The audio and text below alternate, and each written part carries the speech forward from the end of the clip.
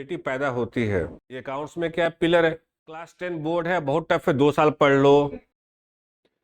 CA bridge channel पर अड्डा 24/7 के स्टूडियो से आप सबका स्वागत है। आज हम लोग बात करने वाले हैं अकाउंटिंग कॉन्सेप्ट्स की। जिस प्रकार जब हम लोग सड़क पे चलना सीखते हैं, सड़क पे हम लोग चलते हैं, हमें किसी ने बताया होगा कि आपको लेफ्ट चलना है। क्यों? क्योंकि वो ट्रैफिक रूल का एक पार्ट है। उसी प्रकार अकाउंट्स में कुछ कॉन्सेप्ट्स हैं, कुछ प्रिंसिपल्स हैं जिनको फॉलो करना आपको जरूरी है। जिस प्रकार डिफिनेशंस आपको बहुत क्लियर होने चाहिए, उसी तरीके से कॉन्सेप्ट्स और प्रिंसिपल्स आपको एकदम क्लियर होने चाहिए, जिससे कि आप समझ पाओ कि उनको कैसे हम लोग यूज करने वाले हैं, क्यों यूज करने वाले हैं। आपको सभी चीजों का फिर आंसर मिल पाएगा। हेलो, मैं आदित्य कुमार आपका फिर से स्वागत करता हूं और आपको ले चलता हूं मैं अकाउंटिंग कॉन्सेप्ट की जर्नी में। ये 2 क्लास होगा, आज ये पहला पार्ट होगा और नेक्स्ट पार्ट फिर हम लोग नेक्स्ट क्लास में हम लोग करेंगे। तो अकाउंटिंग कॉन्सेप्ट्स एंड प्रिंसिपल्स, ये जरूरत क्यों पड़ी? क्योंकि हम लोग देखते हैं कि भाई बच्चे को सर एक क्लास 11 में पढ़ा था, भूल गए, मुझे कुछ याद नहीं है। 1-2 कॉन्सेप्ट आपको याद है, बाकी आप भूल गए। भूले क्यों? क्योंकि आपने रटा था, एग्जाम आ रही होगी, 4-5 ने रट लिया, आपने उसको समझाया ही नहीं। इसलिए बहुत सारी चीजों का आंसर आपको नहीं मिल पाता है। तो हम लोग उसको समझेंगे एक एक करके और बिल्कुल एकदम बोल चाल की भाषा में चीजों को सिंपल रखते हुए, कोई बुकिश लैंग्वेज नहीं होगा और बहुत आराम से उसको हम लोग करेंगे। टोटल 12 कॉन्सेप्ट डिस्कस करेंगे, जिसमें से 6 आज करेंगे और 6 हम लोग अगली क्लास में करने वाले हैं। सबसे पहला concept, business entity concept. Business entity concept या entity concept. Business entity concept ये हमें ये बताता है कि बिजनेस की एक सेपरेट एंटिटी होती है फ्रॉम इट्स ओनर। यानी कि अगर मैं बिजनेस हूं, आपको हमने पहले बताया, अकाउंट्स जब भी पढ़ेंगे हम लोग अपने आप को बिजनेस मान के पढ़ेंगे। हम लोग कौन है? बिजनेस है। आप कौन हो? आप हमारे मालिक हो। तो ये कॉन्सेप्ट हम लोग को ये बताता है कि भाई बिजनेस और मालिक दोनों अलग अलग होता है। तो ये बताने की जरूरत क्यों पड़ी? क्यों इस कॉन्सेप्ट की जरूरत पड़ी?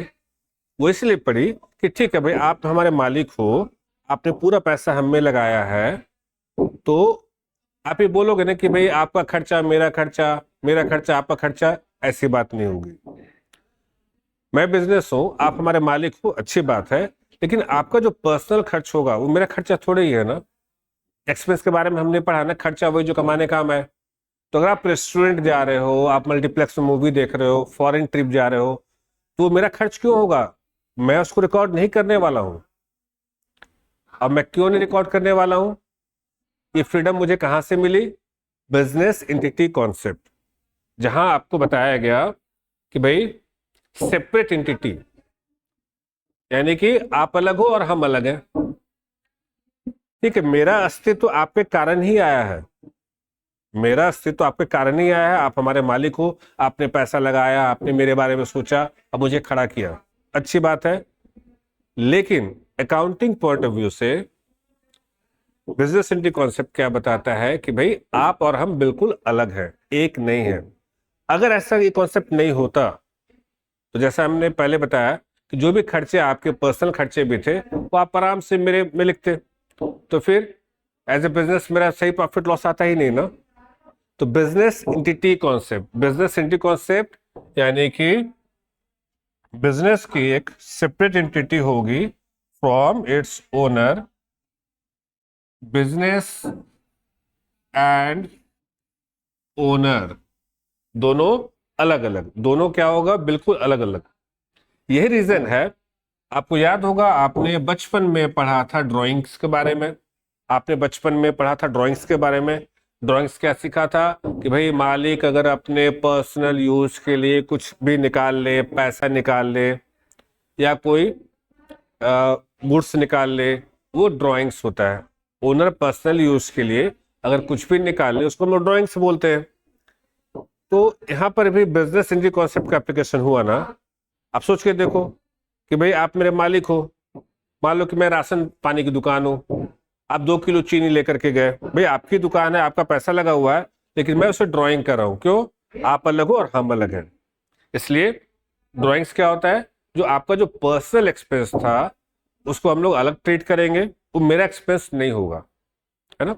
तो बिजनेस एंटिटी कॉन्सेप्ट, बिजनेस की एक सेपरेट एंटिटी होगी फ्रॉम इट्स ओनर। और इसी प्रकार हर एक कॉन्सेप्ट की हम लोग फील लेके पढ़ेंगे, जिससे कि हम लोग आगे चल करके सिर्फ सीए फाउंडेशन में नहीं, इंटर फाइनल में जब आप चीजों को अप्लाई करोगे ना, तो आपको चीजें समझ में आएगी कि किस कॉन्सेप्ट के कारण हम लोग ये अप्लाई कर रहे हैं, ऐसा क्यों हो रहा है, सबका आपको रीजन मिल पाएगा।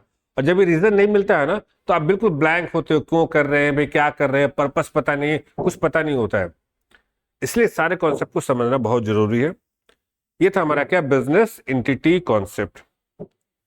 अब हम लोग अगले कॉन्सेप्ट की ओर बढ़ेंगे, मनी मेजरमेंट कॉन्सेप्ट। नाम से बहुत क्लियर है, money measurement concept. Money measurement concept आपको ये बताता है कि भाई आखिर ये अकाउंटिंग है क्या। बिजनेस ट्रांजैक्शंस को रिकॉर्ड करना है, यानी कि हिसाब किताब लिखना है, जो भी होगा भाई हम उसको लिखेंगे। तब जब लिखना है तो फिर किस भाषा में लिखें,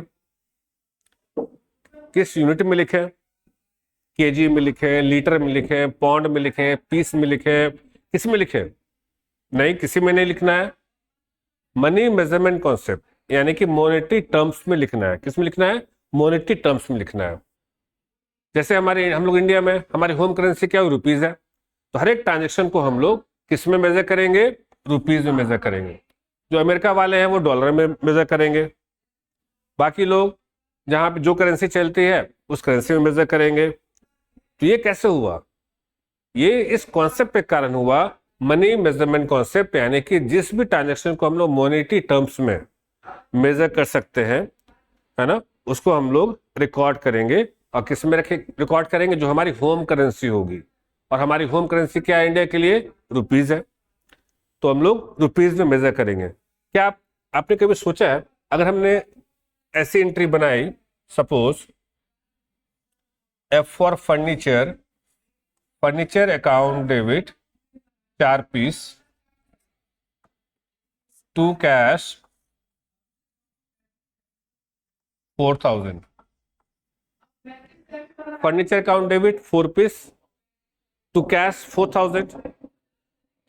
तो इसमें आपको पता चल रहा है ना कि भाई फर्नीचर हमने 4 पीस खरीदा है और टोटल 4000 रुपये उसके लिए गए हैं।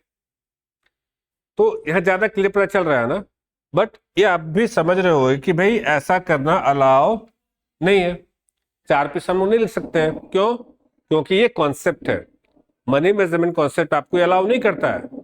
अगर आप ऐसा लिखोगे तो गलत हो जाएगा। आपको सिर्फ मॉनेटरी टर्म्स में मेजर करना है, यानी कि आपको क्या लिखना है? आपको क्या लिखना है? यहां पर भी आपको 4000 ही लिखना है। अब जाकर के सही हुआ। तो ये था आपका money measurement concept. Business transactions में जो कि हिसाब किताब लिखना होता है, सिर्फ हम लोग मॉनेटरी टर्म्स में लिख सकते हैं, किसी और दूसरे यूनिट में नहीं लिख सकते हैं। चलिए अब हम लोग अगले कॉन्सेप्ट की ओर बढ़ते हैं। अगला कॉन्सेप्ट आपका अकाउंटिंग पीरियड कॉन्सेप्ट। अगला कॉन्सेप्ट क्या है आपका? अकाउंटिंग पीरियड कॉन्सेप्ट या पीरियडिसिटी कॉन्सेप्ट। अभी अकाउंटिंग पीरियड कॉन्सेप्ट क्या है? हम लोग इस कॉन्सेप्ट को भी हम लोग रियल लाइफ में फील करते हैं। अगर आपसे मैं ये सवाल पूछूं कि आपका क्लास 1 कितने मंथ का कोर्स था? आप बोलोगे 12 महीने का। क्लास 6 आपने कितने महीने पढ़ा? आप फिर से बोलोगे 12 महीने का। क्लास 9 कितने महीने का था? फिर से बोलोगे 12 महीने का। अरे सर आप ये क्यों पूछ रहे हैं? जिस तरह से आपका नर्सरी से लेके क्लास 12 तक हर एक सेशन आपका 12 मंथ का था, हर एक एकेडमिक सेशन 12 मंथ का था, उसी प्रकार हम लोग जब भी अकाउंटिंग करते हैं पर्टिकुलर एक पीरियड के लिए करते हैं। जब भी हम लोग अकाउंटिंग करेंगे क्या करेंगे? पर्टिकुलर पीरियड के लिए करेंगे, जो कि कितने महीने का होगा? 12 महीने का होगा। तो इसमें नया कुछ नहीं है, ये तो हम लोग पहले भी करते आ रहे थे। ऐसा थोड़ी कर रहे थे कि भाई स्कूल हुआ, चलो भाई क्लास 6 है 6 महीने का होगा, क्लास 10 बोर्ड है बहुत टफ है 2 साल पढ़ लो। ऐसा तो हम लोग नहीं करते हैं। आप समझ सकते हो कि हर एक जगह एक यूनिफॉर्मिटी है, जहां पे हम लोग 12 मंथ के लिए हम लोग काम करते हैं, 12 महीने के लिए काम करते हैं। और जो हमारा फाइनेंशियल ईयर होता है, 1 अप्रैल से 31 मार्च तक आपका फाइनेंशियल ईयर होता है, यही आपका एकेडमिक सेशन होता है, ये आपका टैक्स का भी असेसमेंट ईयर, प्रीवियस ईयर आपका होता है। तो हम लोग 12 महीने के लिए फॉलो करते हैं। तो यहाँ पर भी पीरियोडिसिटी कॉन्सेप्ट या अकाउंटिंग पीरियड कॉन्सेप्ट आपको क्या बताएगा, business life is divided into accounting periods. Accounting year time period आपका 12 मंथ्स का होगा, 12 महीने का होगा, है ना। अकाउंटिंग पीरियड कॉन्सेप्ट क्या हो गया, अकाउंटिंग पीरियड कॉन्सेप्ट। अगर ये कॉन्सेप्ट नहीं होता तो क्या होता, भाई हम लोग अकाउंटिंग कर रहे हैं, हिसाब किताब लिख रहे हैं, 1 साल 2 साल पूरा लिखते गए, जब थक गए तो चलो प्रॉफिट लॉस निकाल लेते हैं, कोई रोकने वाला नहीं होता। लेकिन हम लोग ऐसा नहीं कर सकते हैं। क्यों नहीं कर सकते हैं, क्योंकि भाई ये रूल है हमारे पास कि भैया आपको 12 महीने की अकाउंटिंग करनी है, फाइनेंशियल ईयर करनी है, 1 अप्रैल से 31 मार्च की करनी है। ये आपका क्या हुआ, accounting period concept 1 April to 31 March. एक कैलेंडर ईयर भी होता है, बट कैलेंडर ईयर चलता नहीं, आप लोग भी समझते हो। कैलेंडर ईयर मीन्स कैलेंडर 1 जनवरी से 31 दिसंबर तक कैलेंडर जो होता है ना, कैलेंडर ईयर होता है, बट हम लोग फाइनेंशियल ईयर मेंटेन करते हैं। Next concept, going concern concept. Going concern concept, आप सोच करके देखो कि जब क्लास नर्सरी में आप एडमिशन कर रहे थे, आपके फादर ने सोचा होगा ना कि ये स्कूल कभी बंद नहीं होगा। आपके फादर ने प्लान किया होगा कि ठीक है बच्चे को नर्सरी में डाल रहे हैं, क्लास 12 तक बच्चा पढ़ के निकलेगा। अगर आपके फादर ने सोचा होता कि पता नहीं नर्सरी में दे रहे हैं, स्कूल 2 साल 3 साल बाद कहीं बंद ना हो जाए, अगर ऐसे सोच होती तो क्या आपके फादर उस स्कूल में आपको एडमिशन देते, नहीं देते। यानी कि उस समय आपके फादर ने भी माना था कि भाई आपका स्कूल बंद नहीं होगा, वो चलेगा। उसी प्रकार गोइंग कंसर्न कॉन्सेप्ट, हम लोग जब भी अकाउंटिंग करते हैं ये मान करके करते हैं कि हमारा जो बिजनेस है, हमारा जो कंपनी है, हमारा जो कंसर्न है, going on and going on for indifferent period, चलता रहेगा, बंद नहीं होगा। दूसरा एग्जाम्पल आप सोच के देखो, हम लोग के स्टेज में हम लोग प्लान करते हैं ना, हर एक चीजों के लिए प्लान करते हैं। आप लोग स्टूडेंट हो, कॉमर्स के स्टूडेंट हो, आप लोग प्लान कर रहे हो ना कि ठीक है मुझे सीए करना है, सीए करने में इतना टाइम लगेगा, फिर जॉब होगा, अच्छी गाड़ी बंगला, एकदम 60 ईयर्स की लाइफ होगी, 70 ईयर्स की लाइफ होगी, और हम लोग उस हिसाब से प्लान करते हैं। लेकिन सबसे बड़ी सच्चाई क्या है, कल हो ना हो। सबसे बड़ी सच्चाई क्या है, कल हो ना हो। इसका मतलब क्या है, एज ए ह्यूमन बीइंग कल कौन रहेगा नहीं रहेगा कुछ पता नहीं, लेकिन फिर भी हम लोग प्लान करते हैं कि भाई हम लोग 60 साल 70 साल तक जिंदा रहेंगे, अच्छे से पढ़ना होगा, अच्छे से जॉब होगी, हम लोग ढेर सारा एसेट्स बनाएंगे, अपनी लाइफ को अच्छे करेंगे, अपने पेरेंट्स की लाइफ को अच्छे करेंगे, अपने बच्चों की लाइफ को हम लोग और बेहतर बनाएंगे। ये सब सारा प्लानिंग क्यों होता है, ये मान के हम लोग चलते हैं कि भाई हम लोग जिंदा रहेंगे 70 80 साल तक, 100 साल तक, जैसा भी आपको मानना है मान लो। उसी प्रकार यहाँ पर भी है गोइंग कंसर्न कॉन्सेप्ट।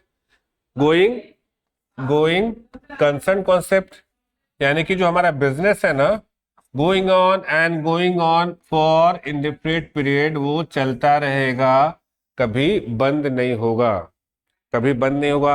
आप देखो भाई, रिलायंस का देख लो, ध्रुव भाई अंबानी चले गए, अब मुकेश अंबानी है, मुकेश अंबानी के बाद उनका बच्चा है, उनके बच्चे के फिर बच्चे होंगे, है ना। लोग आएंगे चले जाएंगे, लेकिन रिलायंस हम लोग उम्मीद करते हैं कि भाई काफी सालों से है और आगे 50 साल 100 साल तक तो रहेगी। यही मान के हम लोग अकाउंटिंग करते हैं कि भाई गोइंग कंसर्न कॉन्सेप्ट, जब भी हिसाब किताब लिखेंगे ये मान के करेंगे कि भाई हमारा बिजनेस चलता रहेगा, कभी बंद नहीं होगा। और भी एग्जाम्पल हम ले सकते हैं, रियल लाइफ एग्जाम्पल। आप कौन, आप बैंक हो सपोज, मैं एक बिजनेस हूं, आपसे मैं लोन मांगने गया कि सर मुझे 2 करोड़ रुपए दे दो, मैं आपको 10 साल में दे दूंगा। तो वहां अगर आप मुझे लोन दे रहे हो तो आप भी मान रहे हो ना कि जो मैं बिजनेस हूं मैं चलता रहूंगा, बंद कभी नहीं होगा। अगर आप ये मान के चलो भाई कोई भरोसा नहीं है इसका, तो ये तो कभी भी बंद हो जाएगा, तो क्या मुझे आप लोन दोगे क्या, नहीं ना। गोइंग कंसर्न कॉन्सेप्ट, अकाउंटिंग जब भी हम लोग करेंगे ये मान के चलेंगे कि हमारा जो बिजनेस है वो going on and going on for indifferent period, वो चलता रहेगा, कभी बंद नहीं होगा। चलिए अब आगे कॉन्सेप्ट की ओर, अगले कॉन्सेप्ट की ओर बढ़ते हैं, डुअल एस्पेक्ट कॉन्सेप्ट। ये आप इसको इस तरह समझ लो ना कि ये पिलर है, ये अकाउंट्स में क्या है, पिलर है। डुअल एस्पेक्ट कॉन्सेप्ट यानी कि हर एक ट्रांजेक्शन का दो एस्पेक्ट होता है। इंग्लिश में कितने वर्ड्स से, जो इंग्लिश लैंग्वेज है कितने वर्ड्स से मिलकर बना है, 26 लेटर का कॉम्बिनेशन है। लेकिन अकाउंट्स में सिर्फ दो वर्ड, डेबिट एंड क्रेडिट। पूरी अकाउंटिंग सिर्फ इस दो वर्ड से हम लोग एक्सप्रेस करते हैं। अकाउंटिंग एक लैंग्वेज है और इस लैंग्वेज को सिर्फ हम लोग दो वर्ड से एक्सप्रेस करते हैं, डेबिट एंड क्रेडिट। और ये ऑल ओवर वर्ल्ड में ये एक ही लैंग्वेज है अकाउंटिंग की, अलग अलग लैंग्वेज नहीं है। डुअल एस्पेक्ट कॉन्सेप्ट, हर एक ट्रांजेक्शन का दो एस्पेक्ट होगा, एक हम लोग डेबिट करेंगे और एक हम लोग क्रेडिट करेंगे। हर एक ट्रांजेक्शन का क्या होगा, दो एस्पेक्ट होगा, एक डेबिट करोगे और अब एक क्रेडिट करोगे। और यहीं से जन्म होता है क्या, डबल एंट्री अकाउंटिंग सिस्टम, जो आपकी क्लास 11-12 की बुक का नाम भी होता है डबल एंट्री सिस्टम, है ना। Every transaction has two effects, दो इफेक्ट्स होगा, बस दो इफेक्ट्स को आपको पहचानना है और कुछ नहीं करना है। डुअल एस्पेक्ट कॉन्सेप्ट, हर एक ट्रांजेक्शन का दो एस्पेक्ट होगा और इसको कैसे हम लोग पहचानते हैं, उसके लिए टूल्स होता है अकाउंटिंग क्वेश्चन, जो हम लोग इनिशियल स्टेज में सीखते हैं। ये था आपका क्या, dual aspect transaction, debit and credit. Next, conservatism concept, ये बहुत ही इंपॉर्टेंट कॉन्सेप्ट है, इसका एप्लीकेशन भी आपने देखा है। प्रोविजन फॉर डाउटफुल डेट का हम लोग क्यों एडजस्टमेंट करते हैं, उसके पीछे ये जो महारथी हैं इनके कारण करना पड़ता है। कोई भी रिजर्व बनाते हैं, कोई भी प्रोविजन क्रिएट करते हैं, इनकी कृपा से हम लोग करते हैं। कंजर्वेटिज्म कॉन्सेप्ट, अब ये नाम में छुपा हुआ है, इसका दूसरा नाम क्या, प्रूडेंस कॉन्सेप्ट। दूसरा नाम क्या होता है इसका, कंजर्वेटिज्म कॉन्सेप्ट या प्रूडेंस कॉन्सेप्ट भी बोल सकते हो। और इस तरह कॉन्सेप्ट हम लोग रियल लाइफ में भी यूज करते हैं। इसका मतलब क्या है कि भाई एक्सपेक्टेड लॉस और लायबिलिटी, एंटिसिपेटेड लॉस के लिए हम लोग प्रोविजन करेंगे बट प्रॉफिट के लिए हम लोग नहीं करेंगे। एक्सपेक्टेड लॉस एंड लायबिलिटी के लिए हम लोग प्रोविजन करेंगे बट एक्सपेक्टेड गेन के लिए हम लोग नहीं करते। अगर बारिश होने वाली है, आपको लगता है क्लाउडी वेदर है, हम लोग छाता लेके चलते हैं ना, क्यों, अगर बारिश होगी भीग जाएंगे तो हम लोग बीमार पड़ सकते हैं, छाता ले लेते हैं, रेनकोट ले लेते हैं। कंजर्वेटिव कॉन्सेप्ट, कंजर्वेटिव कॉन्सेप्ट का बहुत बड़ा एग्जाम्पल है जो कि हम आपको इस तरह समझ सकते हो कि भाई हमारी सोसाइटी में क्या होता है, जैसे ही किन्हीं घर बेटी पैदा होती है, आप अपनी कमाई का एक हिस्सा बेटी के लिए जमा करना शुरू करते हो। क्यों जमा करते हो, कि भाई जब बेटी की शादी 20 साल 25 साल में हम लोग करेंगे, लाखों रुपए जब खर्च होंगे तो फिर उस समय काम आएगा। ये कंजर्वेटिव कॉन्सेप्ट का परफेक्ट एग्जांपल है। वहां पर तो कोई पढ़ने नहीं जाता है ना कि भाई कंजर्वेटिव कॉन्सेप्ट इनको पढ़ा दो तभी ये कर पाएंगे। कंजर्वेटिव कॉन्सेप्ट, हमारी घर में बेटी पैदा हुई, हमने क्या किया, जो भी कमाई है उसका एक हिस्सा बेटी के नाम से जमा करना शुरू किया। क्यों, कि जब उनकी शादी करेंगे तो मुझे काफी पैसों की जरूरत पड़ेगी। उसके उल्टा अगर घर में बेटा हुआ तो ढेर सारा, अगर मुझे पैसा मिलने वाला है, वैसे दहेज लेना और देना दोनों अपराध है, आपको बस एग्जाम्पल के रूप में समझा रहे हैं। तो अगर बेटा घर में हुआ और बेटे की जब शादी करेंगे ढेर सारा पैसा मिलेगा, तो क्या हम लोग उसको उड़ाना शुरू करते हैं क्या, 84 सब जगह उधार लेना शुरू करते हैं, 25 साल बाद जब दहेज का पैसा आएगा सब चुकाएंगे, ऐसा हम नहीं करते हैं ना। कंजर्वेटिव कॉन्सेप्ट, वहां पर भी क्या हम लोग अप्लाई कर रहे हैं, कंजर्वेटिव कॉन्सेप्ट। आप सुनते होगे, देखते हो कि भाई हम लोग अपने हेल्थ इंश्योरेंस का प्लान लेते हैं, रिटायरमेंट का प्लान करते हैं, कभी गाड़ी खरीदने का प्लान करते हैं, उसके लिए एक फंड बनाते हैं, बिल्डिंग बनाना है उसके लिए एक फंड बनाते हैं, फ्लैट खरीदना उसके लिए फंड बनाते हैं। तो सारी बचत क्यों करते हैं, एक्सपेक्टेड जो खर्च आएगा उसके लिए हमको बचाना पड़ेगा। तो कंजर्वेटिव कॉन्सेप्ट का पर्पस क्या है, ये आपको क्या बताता है, बिजनेस में अगर एक्सपेक्टेड लॉस और लायबिलिटी होने वाली है तो आप उसके लिए प्रोविजन कर सकते हो, आपको प्रोविजन करना चाहिए। यानी कि आपको पैसे बचा के रखो, कुछ पैसे आप रखो उसके लिए, जिससे कि अचानक से वो लॉस हो जाए या आपको खर्चे आ जाए तो भाई आपको सहूलियत हो, आपको दिक्कत नहीं हो। लेकिन गेन के लिए आपको नहीं करना है, ऐसा कोई भी नहीं कि भाई प्रॉफिट होने वाला है तो अभी से हम कुछ करने लगे, बिल्कुल नहीं। ये था हमारा क्या, कंजर्वेटिज्म कॉन्सेप्ट। तो इस तरह से आज हमने 6 बहुत ही इंपॉर्टेंट कॉन्सेप्ट के बारे में सीखा, 6 इंपॉर्टेंट कॉन्सेप्ट के बारे में सीखा। एक बार फिर से 6 कॉन्सेप्ट को रिवाइज करेंगे और उसके बाद क्लास को हम ओवर करेंगे। सबसे पहला कॉन्सेप्ट याद होगा हमने क्या किया, पहला कॉन्सेप्ट था आपका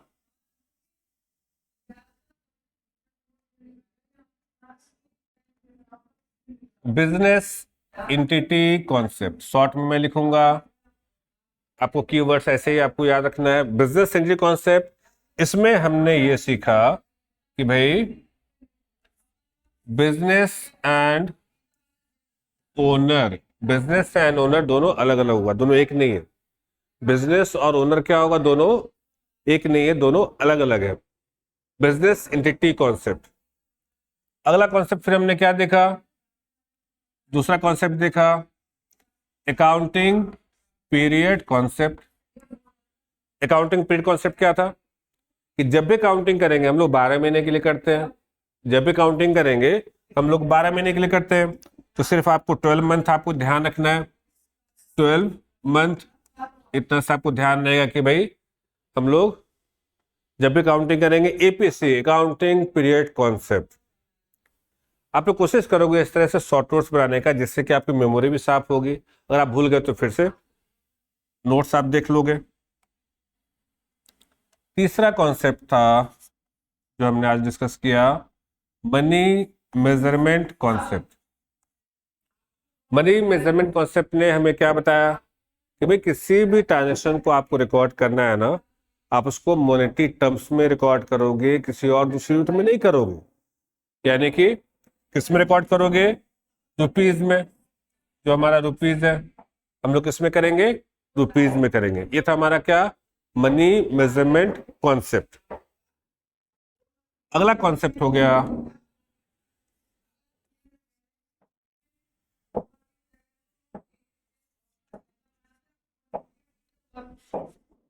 कंजर्वेटिज्म कॉन्सेप्ट या प्रूडेंस, कंजर्वेटिज्म कॉन्सेप्ट या प्रूडेंस कॉन्सेप्ट। इसमें हमने क्या सीखा, एक्सपेक्टेड लॉस एंड लायबिलिटी के लिए आपको प्रोविजन करना है, एक्सपेक्टेड लॉस एंड लायबिलिटी के लिए प्रोविजन करना है, but expected gain and profit के लिए प्रोविजन नहीं करना है। एक्सपेक्टेड लॉस एंड लायबिलिटी के लिए प्रोविजन करना है, but expected gain and profit के लिए आपको प्रोविजन नहीं करना है। नेक्स्ट कॉन्सेप्ट हमने क्या सीखा, डुअल एस्पेक्ट कॉन्सेप्ट। क्या सीखा, डुअल एस्पेक्ट कॉन्सेप्ट। हर एक ट्रांजेक्शन का क्या होगा, दो एस्पेक्ट होगा। हर एक ट्रांजेक्शन क्या होगा, दो एस्पेक्ट होगा, एक डेबिट होगा और एक क्रेडिट होगा, है ना। डुअल एस्पेक्ट कॉन्सेप्ट, हर एक ट्रांजेक्शन का क्या होगा, दो एस्पेक्ट होगा, एक क्या होगा डेबिट एंड दूसरा क्रेडिट, डेबिट एंड क्रेडिट। और आपको याद होगा डुअल एस्पेक्ट कॉन्सेप्ट का आपने पढ़ा होगा बचपन में, बहुत ही फेमस इक्वेशन है, C plus L equal to A, C plus L equal to A. ये था आपका डुअल एस्पेक्ट कॉन्सेप्ट। और छठा और अंतिम कॉन्सेप्ट क्या, छठा और अंतिम कॉन्सेप्ट हो गया